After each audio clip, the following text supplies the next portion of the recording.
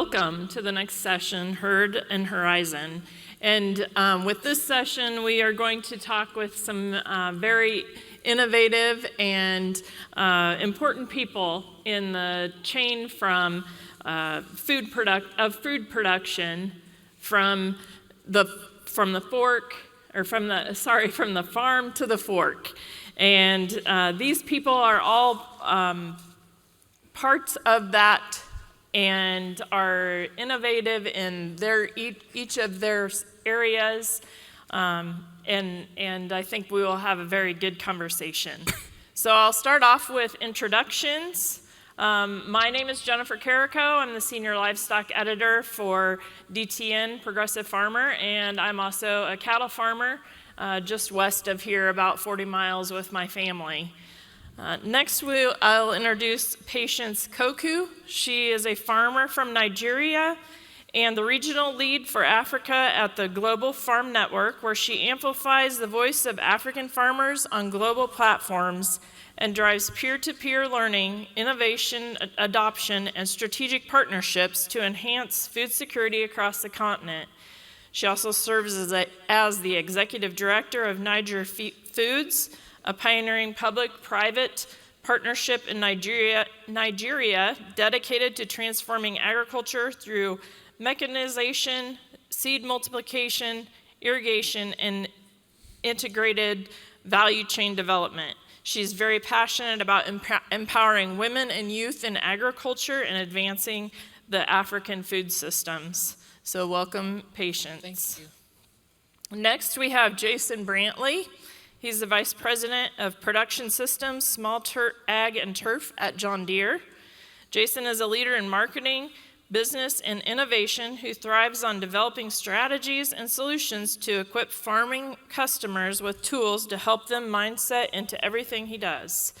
He's is good at aligning and sales, marketing, productive development, and manufacturing functions. His team identifies and delivers high-value products to John Deere's global stakeholders. Welcome, Jason. Thank you. Next, we have Dennis Rodenbaugh. Dennis has been the president and CEO of the Dairy Farmers of America since June of 2022. He has driven innovation, strengthened efficiency, and fostered a performance-driven culture at the nation's largest dairy cooperative, owned by nearly 10,000 family dairy farmers. Dennis's commitment to the dairy sector is extensive. He serves as the chairman of the Innovation Center for the U.S. Dairy, sits on the executive board of directors for the National Milk Producers Federation. He is also a member of the board of directors for the Global Dairy Platform and several other joint ventures. Welcome, Dennis. And our final panelist is Chef Sanjeev Kapoor. He is a global celebrated culinary icon. He became a household name with his television show Kana Kazana. I might not have pronounced that correctly. And he co-founded Wonder Chef. He also launched the TV channel Food, transforming how India cooks at home. And beyond that, he is deeply committed in humanitarian efforts as well. He has helped with the Harvest Plus Solutions initiative that has delivered 2.5 million foods to people across rural India. And he also supports programs that feed 2.2 million children daily. So thank you, Chef, for being here. So as you can see, all parts of the food production system are a part of this panel, and we are going to journey across the value chain from farm to fork. So what we're going to do is we're going to start here with Patience as our farmer perspective. So Patience, your work across Nigeria and Africa has helped smallholder farmers adopt new innovations. Over the past year, what practices or technologies have helped improve productivity for livestock farmers? Thank you, Jennifer. It's always a pleasure to be here at the World Food Prize Dialogues. Thank you to the organizers for amplifying the farmer's voice. Okay, so I will speak now from, well, most of Africa, but Nigerian perspective, where I work primarily. And the thing is, though, that our livestock systems are not as developed as they are here. And so we are looking at innovations that primarily here would seem mundane, but there they're a big deal, right? So for us, we have deficits, beef deficit nationally of close to 300,000 metric tons, and poultry of about 500,000 tons. That's a lot. And for 200 million people, it's tough, right, to feed them. And farmers are struggling also because mostly livestock is nomadic, and it's we really do have mostly it's cattle rearers who are nomadic that are raising cattle. That said, one of the key things that we're working on is improving genetics and the breeds, because we've realized that the breeds that we currently have, like the white Fulani or the Bokolos, they're not able to give us optimal meat to be able to meet the demand. So in the work that I do in Niger Foods, which is support, which covers supporting farmers across the state, what we're doing is we've built a breeding center where we're looking at also improving the breeds for all the nomadic farmers. So anybody can bring their cattle there and we can inseminate and help them to improve the breeds. Then also we have challenges with security. Usually cattle get rustled. And so technologies that help us to be able to track cattle, tags that will help us to make sure that if they do get rustled, they can be retrieved easily, are really innovations that we're pushing. And then, of course, then there's the fact that feed, usually it would not be that you would grow food for the cattle. So I have colleagues in the GFN who have huge farms, and they're growing a lot of silage. So we're trying to promote that, to say whether the residues from crop and looking at innovative ways, whether it's the rice bran we do, or the corn stalks, or the cowpea residue, integrating all of that into a very sustainable way to feed cattle, is what we're trying to do and promoting for the farmers as well, to be able to do that. So for me, it's the key really for us is how to be able to use the resources that we have more efficiently to be able to produce more meat, because we do have a lot of food deficit in Nigeria and in Africa, and the shortage of protein. Fish is totally out of the question for a lot of people, and the price of beef is also skyrocketing, which means that a lot of people cannot afford it. So being able to produce cattle better and more sustainable is really something that we're working very hard to do, and get the smallholder farmers to imbibe new techniques on how to raise their cattle and get us to where we need to be. Very good. You will be surprised to know, even though your production systems are a lot different than they are here, that we do use a lot of the same technologies as far as tracking and brooding goes. So it's interesting to hear that from that side. Let's go on into a little more on the technology side. And Jason, tell us how John Deere is leveraging data capture and digital tools or management systems to scale these innovations across thousands of, we'll use dairy farms, for example, or any of the livestock farms, to make it economically feasible for these farmers.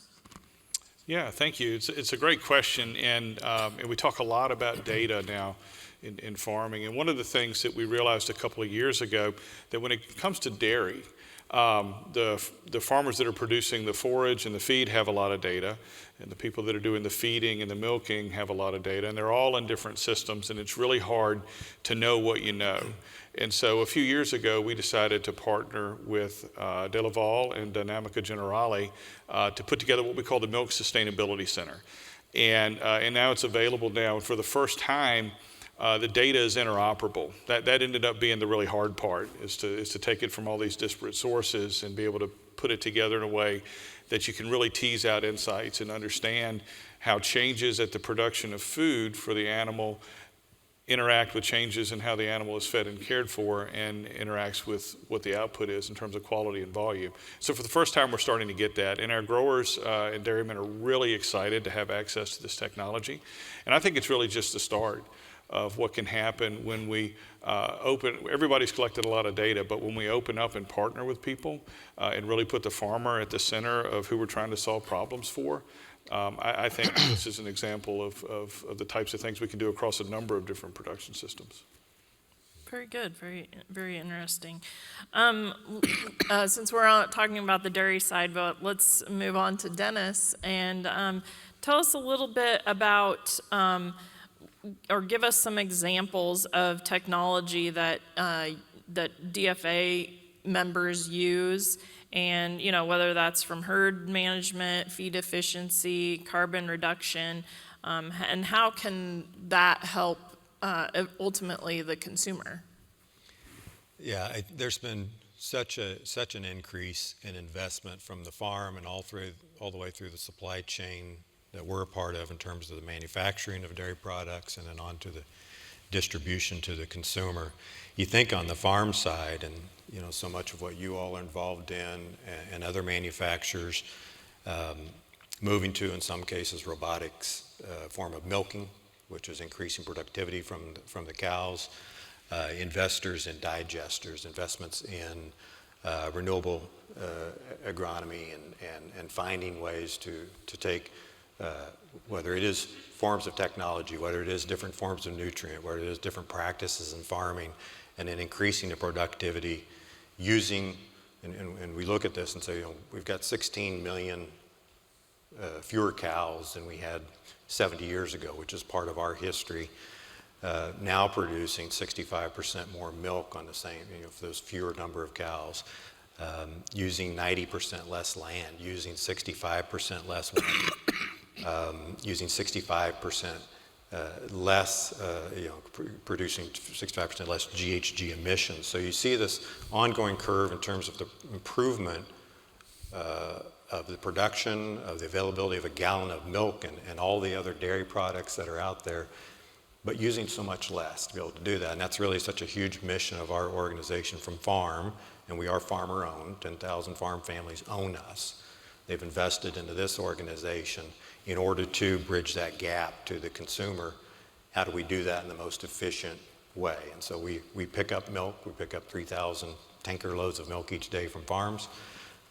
In some cases, we're marketing that. In some cases, we're manufacturing that in our own 82 manufacturing plants across the U.S., and then we're distributing that within the U.S. and globally. So the technologies are being invested throughout that supply chain and optimization, logistics, telemetrics, all the way through in order to get that food availability at an affordable cost to the consumer. And that's really what the mission of our farmers and what they've charged us to do. We're the intermediary between them and the consumer. To follow up, Dennis, can you tell us kind of how a cooperative like Dairy Farmers of America is connecting those farmers to the consumers, more specifically, maybe possibly? Yeah, so within, and I'll speak primarily, in the U.S., what we have is primarily regional cooperatives, some of them serving within a state or multiple states. We happen to be the U.S. cooperative that's coast to coast and border to border with 10,000 family farmer owners who came together to say we're going to, and I love this cooperative model that I get to work for, farmers saying we're going to work together, we're going to collaborate, we're going to pool our funds together in order to achieve the services and the benefits that we need at the farm. So going back to these farmer owners, we provide field services to help them with productivity means, to improve, make sure milk quality is at the optimal levels, to provide services, to help them with investments in technologies like digesters, renewable energies of all kinds. And so we really start at the farm. Again, they own us, we don't own them. So we're providing that service back to them, picking up that milk on a daily basis and bringing it to the marketplace to about 400 different manufacturing plants across the U.S. 82 of those are ours that, again, owned by farmers who have invested billions of dollars over the decades into manufacturing so that we can produce all the functions and forms and flavors of dairy, continuing to invest in innovation, in research and new products, new capabilities in packaging, efficiency, so that we can improve the demand for dairy, improve the nutrition that's contained within that dairy, and really in a large goal to fulfill that purpose that they have. Their goal, and I've been a dairy farmer. I was a member of our cooperative. I was a farmer owner at one point, and it was, we want to feed the world. We feel that responsibility. We feel that obligation. And we needed a way to do that. And this cooperative fills that gap to help us get the product to market, again, to manufacture it, to help promote it, to invest in the advocacy for farmers, to invest in innovation and technologies, reduce the miles, the fuel, the GHG emissions, everything that we're doing to get that product to plants and then within our plant network. And then from those plant networks to about 15,000 retail locations, as we would say, from our farms through our employees and to the kitchen table of consumers here in the U.S. and around the globe, because we do have a global division as well. So it's an exciting place to work. I love the great purpose that I get to wake up to each day of being a part of these farm families and then being a part of these consumers' lives and their health and wellness and nutrition, which I think just is a great loop to prosperity and being able to reinvest and reinvigorate. Great, thank you. And that is a good move on to Chef Sanjeev. You are, ultimately these products have to get to the consumer's plate, and you have your hand in several spots that is helpful for farmers across not only your country but across the world. So you've been a strong advocate for improving nutrition in school meals. Could you share more about your partnership in this area and what strategies you've used? Yeah.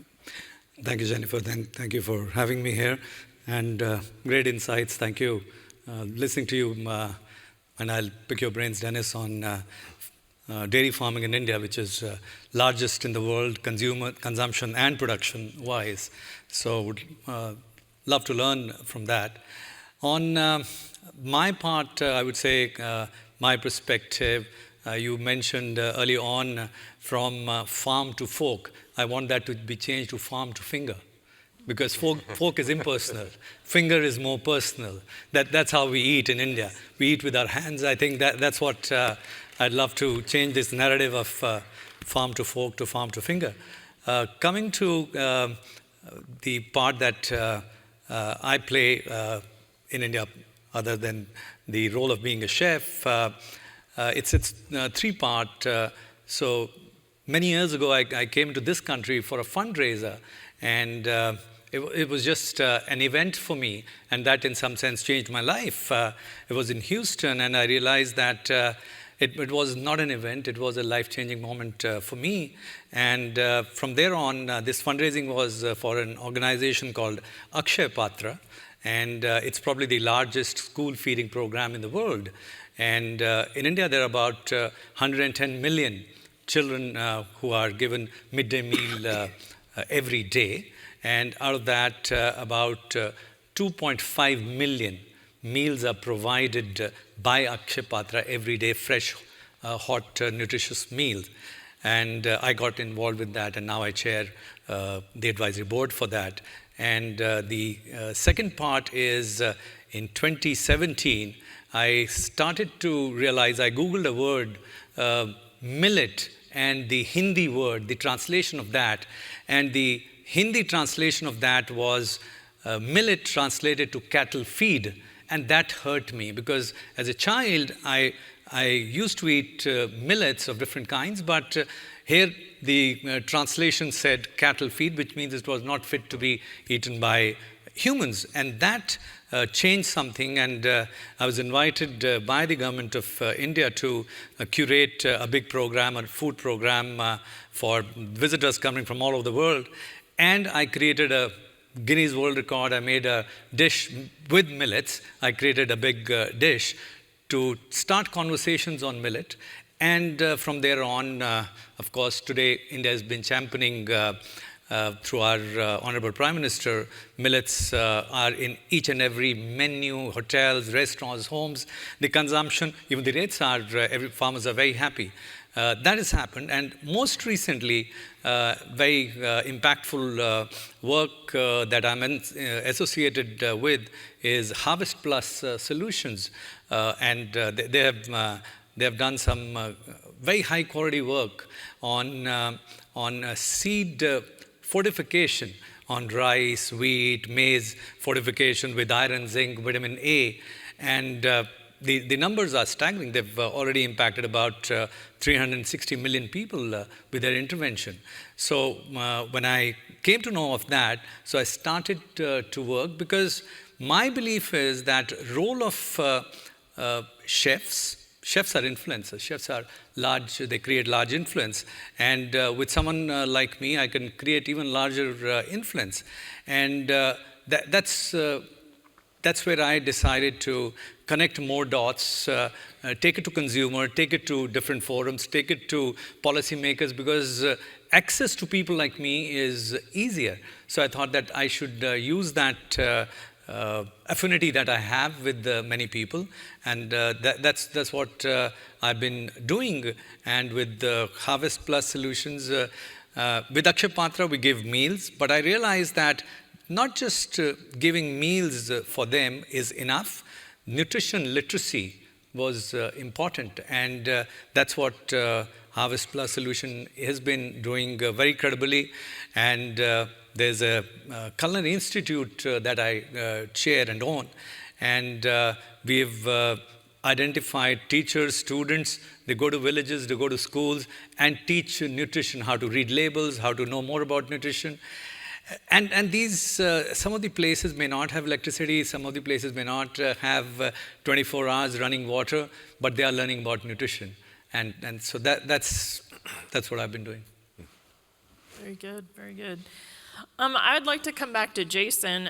If you could explain to us, looking at in the U.S. in this area, we have access to the needed equipment and the needed technologies. How do you get those type of technologies to other places like India and Nigeria to help these farmers do their job better?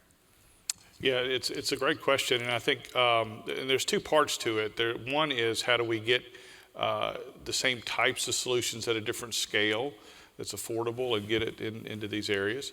And the second is, how do we take what we're learning, regardless of what scale it's at, and codify that learning in ways that's helpful? And I think they're both exciting. So the first one, and we talk a lot about this because we're proud of it, we've made the commitment to put connectivity and connectivity enablement into all of our self-propelled ag equipment globally. So by the end of 2026, every tractor we sell in India, for instance, will be connectivity enabled. Every one that we're selling in Nigeria, regardless of size, already is. And what that does, by putting the equipment on the Internet of Things, that immediately begins to allow people to document what they're doing. And one of the core things about getting better at agriculture is knowing what you did and when you did it and how you did it. And so that's a basic building block. And we're going to continue to add on to that and make our database, which is called Operations Center, available across all of these markets. So we're really, really proud of that. It's going to take a few years to build up.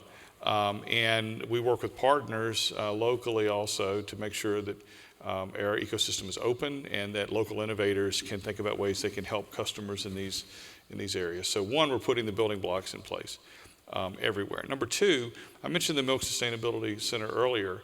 One of the things that's really cool about that is while over time we think elements of those solutions will be available across all scales, enabled by the connectivity that I talked about, but in the meantime, there are things that growers are learning and that we and our other partners are learning about the interaction of different decisions that can be applied as just kind of general rules of thumb or things to consider as you run your operation. So we're excited about the opportunity to take some of those and syndicate that knowledge and spread it as well. So I think it really comes at both of those levels. There's what you can sense and measure and use data to actuate on in real time. And every year the barriers to taking that down into lower scale farming get less and less. And so you see more and more of it.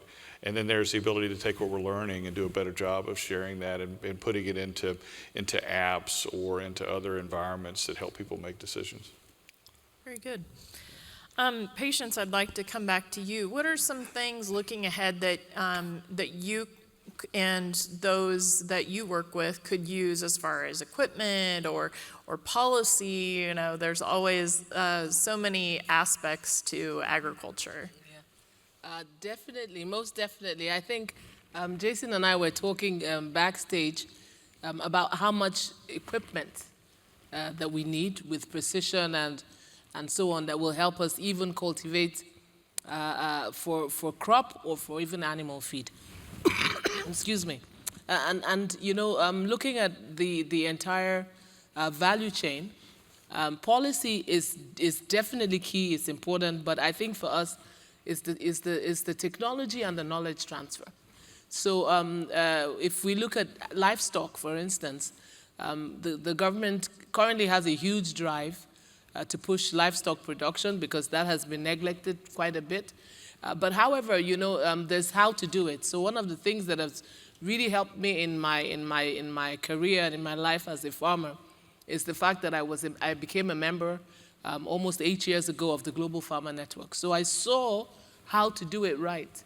And so that knowledge transfer for me was very vital, you know, that I would see ways that, so where some countries are today, I mean, is where some countries were 100 years ago is where some countries are in Africa. So just being able to look at, you know, what it is, and just sometimes it's not reinventing the wheel, it's just basically copying and pasting, but scaling it to tailor it to your own environment. So policy definitely important, but for me, I think that the ability to transfer the knowledge of how to do it and how to do it right, and then for us also, it's the machinery and the equipment. So the infrastructure is very vital.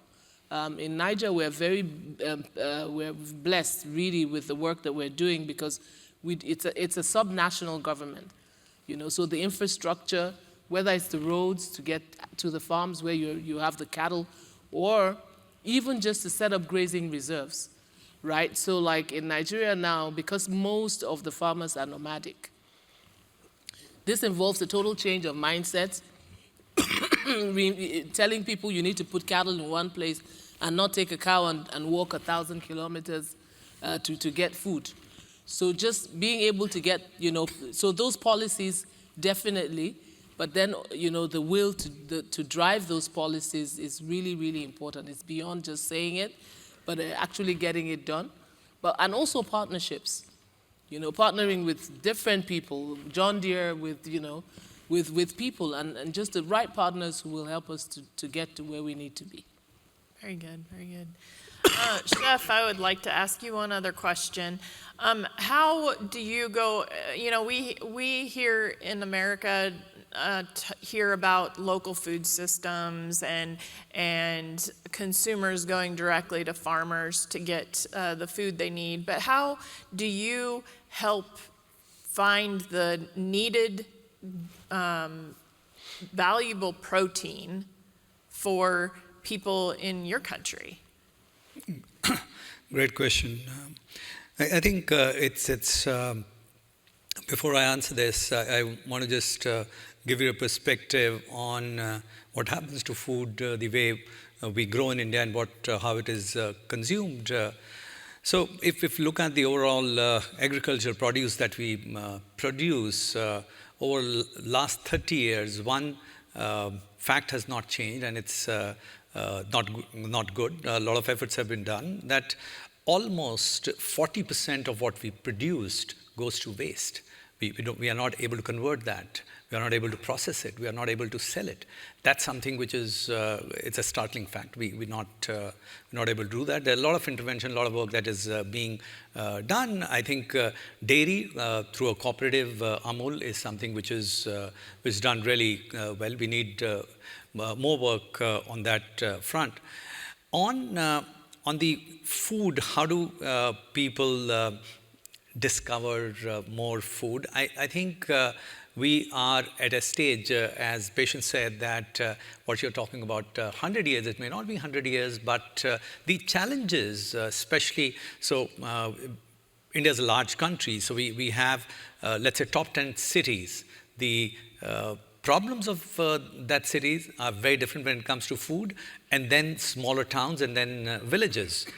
So villages, whatever is being produced by the farmers, they are largely consuming whatever they are growing. And so there needs an intervention which the farmers, whatever they are producing, how they produce better, what they are eating, because they're also the consumer. And there are no restaurants there that you can say farm to fork or anything. They just need to eat there. Then come tier 2 cities, as we call them. Again, there's no real luxury of getting high quality, luxurious food, let's say, because whenever you have concepts which chefs excel at what they do, they also become experiential, they become expensive. And that is something, is a luxury that is limited to 8 to 10 top cities in India. And the farms are not there. Farms are not in those cities. They are a little far. And they may be an isolated. So if I were to think of India as a country and top 10 restaurants, which I could say that, everyone can go and see and, enjoy that, I'll struggle. So our challenge is that how do we make this cool and we bring democracy into this?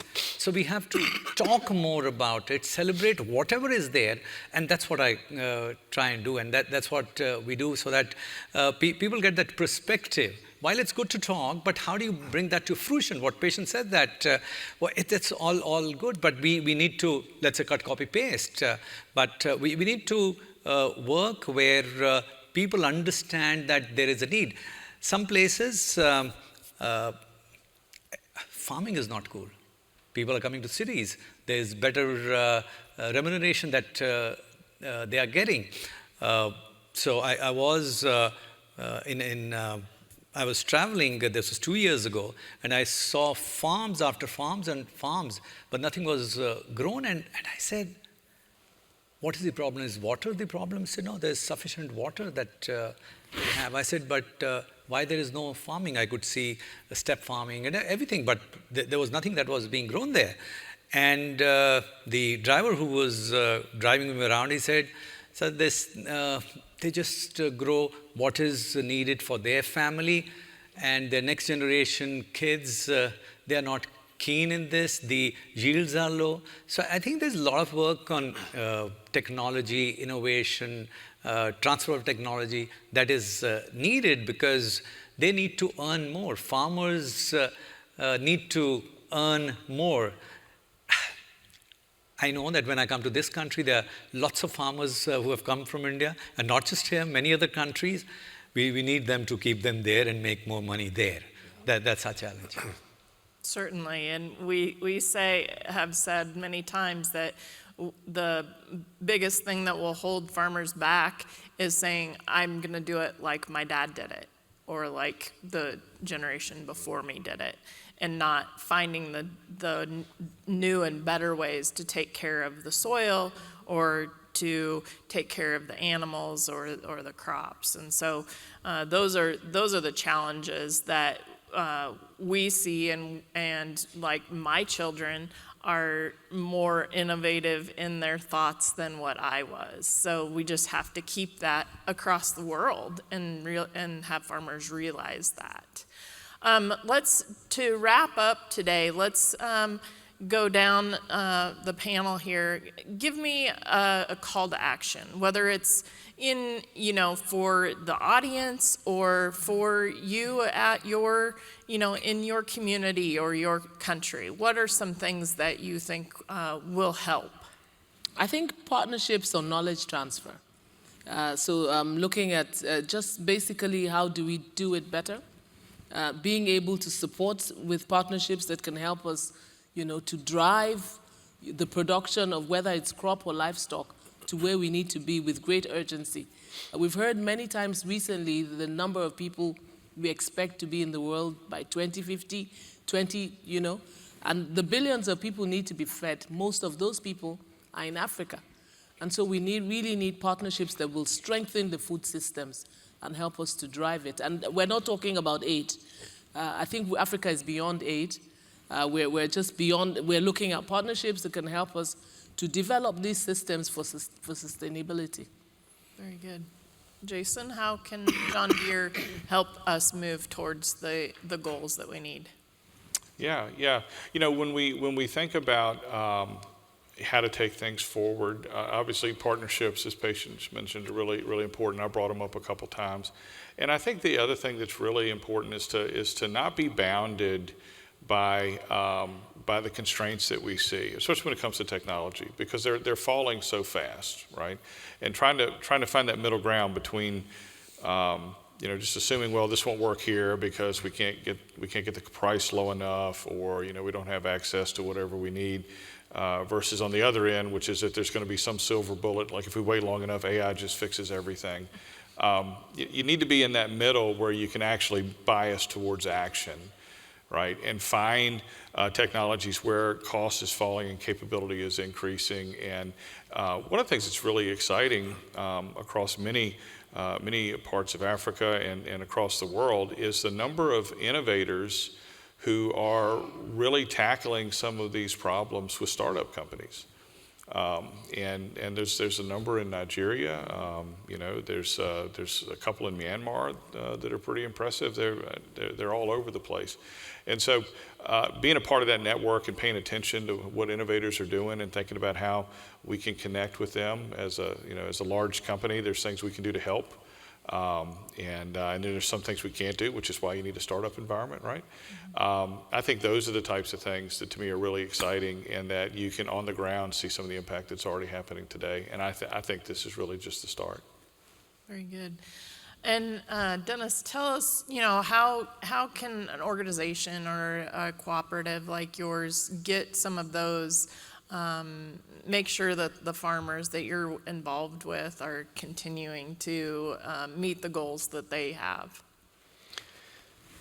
Yeah, I think so often there's so many competing priorities that we have globally, whether it's from a governmental standpoint or others, and they're all important. I think you think about impact on climate. You think on, we prioritize nutrition. I think the access to nutrition is absolutely critical, and that needs to be focusing on the people right in front of us.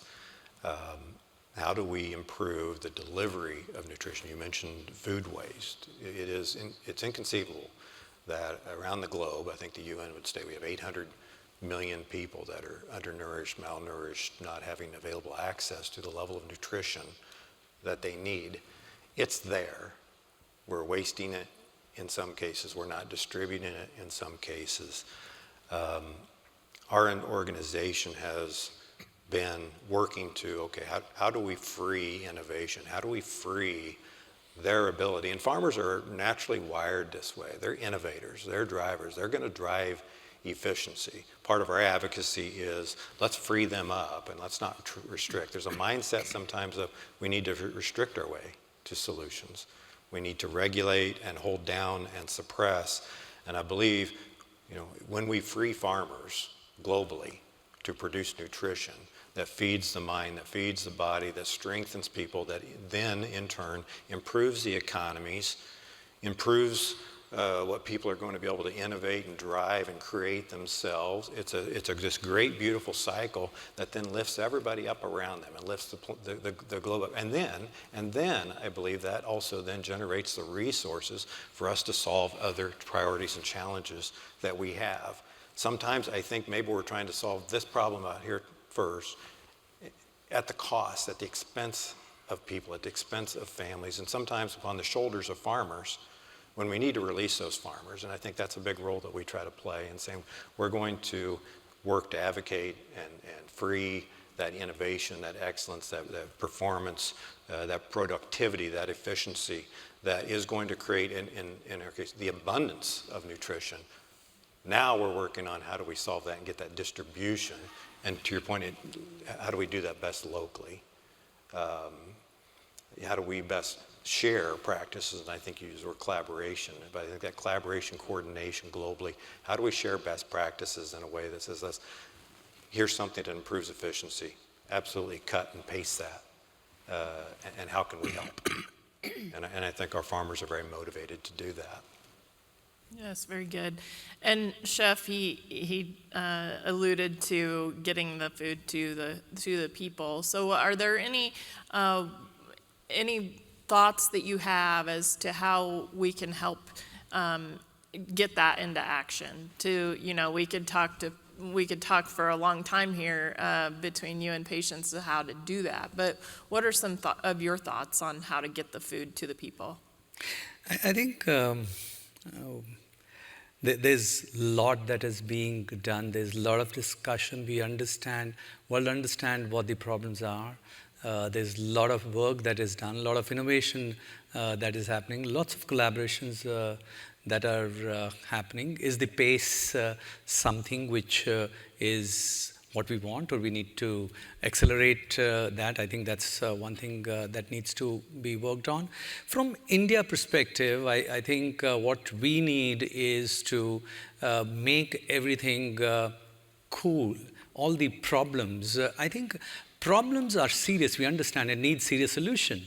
But I think language of that solution needs to be cooler, because otherwise the adoption is limited at dialogue and discussion, and the speed at which it is distributed, all that knowledge, I think its motivation is less, because it's not cool enough.